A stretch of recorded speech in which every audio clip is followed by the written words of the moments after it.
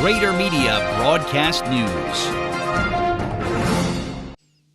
Welcome to another edition of Greater Media Broadcast News. I'm Susie Shea, bringing you the top headlines in Central New Jersey. Here are some of the stories we're covering this week.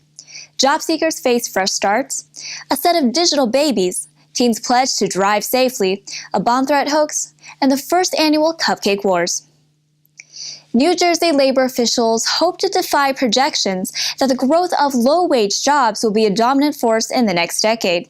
4 of 5 occupations expect to grow the most have a median salary of about $20,000. And experts say the challenge will be to reel in more profitable jobs for a greater number of college graduates. The good news, several high-end occupations with small employment bases are also expected to grow.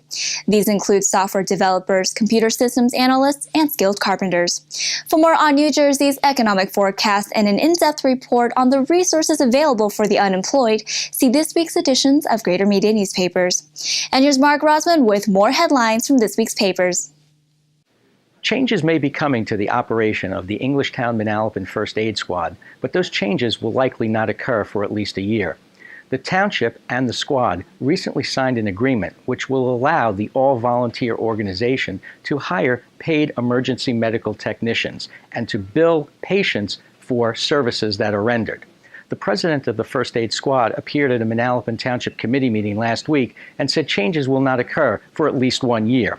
A complete story about this issue appears in this week's news transcript. Environmental activists are warning that the urban coast is at risk. Here's Keith Hugh Miller. Local advocates for resilient planning and open space preservation say that Sandy may not have been an anomaly for New Jersey's urban coastal communities, where expanding development and rising sea levels will put residents in even more danger in the years ahead. In this week's Hub, Atlanticville, and Independent newspapers, we speak to William Kastning, Executive Director of the Monmouth Conservation Foundation, who says the threat of stronger storms and higher levels of flooding is real, and that shore communities from Long Branch to Union Beach must take steps to address it before the rebuilding from Sandy is complete.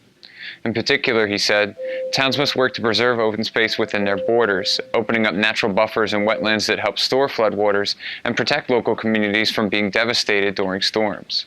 Throughout 2014, the Conservation Foundation is working to raise awareness of the need for more open space throughout central New Jersey and pressuring state legislatures to allocate hundreds of millions of dollars towards property buyouts and easements in the years ahead. We also speak to officials with Trenton-based nonprofit New Jersey Future, who say towns must start working together to plan for sea level rise now before it's too late. And here's a roundup of headlines from this week's papers. Sandy home buyouts may be coming to Woodbridge. The DEP is interested in acquiring Sandy-damaged properties in Lawrence Harbor through the Blue Acres program. A federal investigation is ongoing in Sayreville as munitions from a former arsenal may have been buried at the site when the Raritan River was dredged. If any of the objects need to be detonated, residents will be notified.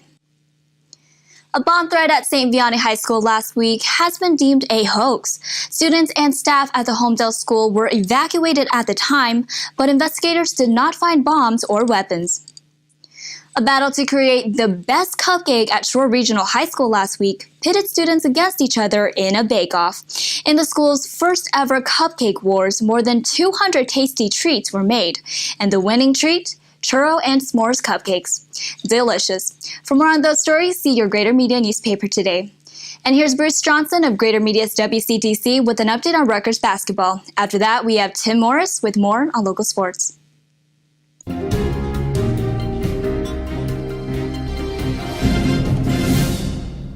Well, it was a short-lived stay for the Rutgers women's basketball team in the Associated Press Top 25. The Scarlet Knights made it into the poll earlier this month on the strength of a 9-game win streak, the first time in 2 years that head coach Vivian Stringer and company were ranked, making it up to number 23. But then came a tough 74-73 overtime loss at Memphis in the American Athletic Conference, followed by a 94-64 league home defeat to unanimous number 1, unbeaten, and defending national champion Connecticut. And just like that, the Rutgers women were knocked out of the poll. But it was a week of eye-opening evaluation. The talented yet young Scarlet Knights just were not ready to take a new national ranking on the road for an AAC opponent. And RU, as well as almost everyone else in the nation, is light years away from UConn. So it was nice while it lasted. Stringer will undoubtedly regroup her troops, and the Scarlet Knights may be better off just flying under the radar for the rest of the season and sneak up on people in the NCAA tournament, a tourney they will be invited to. I'm Bruce Johnson on 1450 WCTC and WCTCAM.com.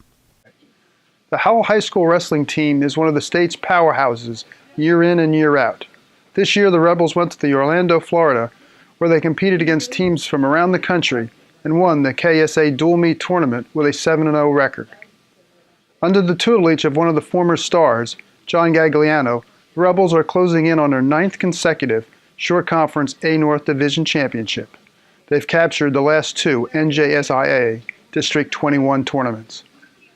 Reigning District 21 champion Joey Schultz, in blue, is one of the cornerstones for a Rebel team that is currently ranked 13th in the state.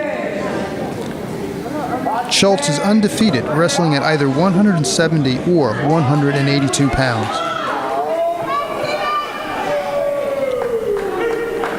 One of Howell's tri-captains, Schultz is approaching a career milestone for high school wrestlers, and that is 100 career victories.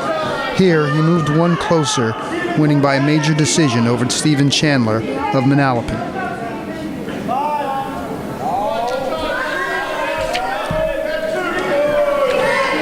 Rebel heavyweight Nate Latowski, despite giving up size and weight each match, has emerged as a dependable winner and one of the Shore's best. Tim Morris for Greater Media Newspapers. A local hospital is hoping to reduce the number of teenagers injured in car accidents. Kathy Chang has the details. In all the papers this week is an article about the first ever Central New Jersey High School Traffic Safety Challenge kickoff held at Robert Wood Johnson University Hospital in New Brunswick. The challenge was made possible through a $9,000 grant from State Farm and the partnership of DCH Auto Group. Diane Starrace, Injury Prevention Coordinator at Robert Wood, said the goal of the challenge is to promote safe teen driving. Members of Robert Wood's Injury Prevention Coalition thought a good way to present that would be to work with the Students Against Destructive Decisions chapters in high schools. 8 area high schools were selected on a first-come, first-served basis to participate in the challenge, with more than 50 students attending the kickoff last week. Each challenge team is charged with promoting safe driving to their peers, utilizing a variety of activities and resources over the next 3 months. They will come together in May to go over the results of the challenge. For more information, visit www.gmnews.com. A set of triplets is taking the social media world by storm, and they're only 2 months old. Here's Jennifer Amato with more. North Brunswick's Jeff Bradbury is touting his children as digital babies. Triplets Robert, Christopher, and Sarah have 10,000 Twitter followers just 2 months after being born prematurely at 25 weeks old. Robert and Sarah are at a hospital in Galloway, but Christopher was airlifted to a children's hospital in Delaware because of lung complications and remains there today. Hundreds of teachers are receiving updates through the educator text message service Remind 101, as well as Bradbury's own website, teachercast.net. For more information on the baby's progress and how to donate to the family, visit baby.teachercast.net. Back to you, Susie. For more in-depth coverage and additional stories, pick up your Greater Media newspaper today. You can like us on Facebook at facebook.com/Greater Media Broadcast News. This is Susie Shia. Thanks for tuning in.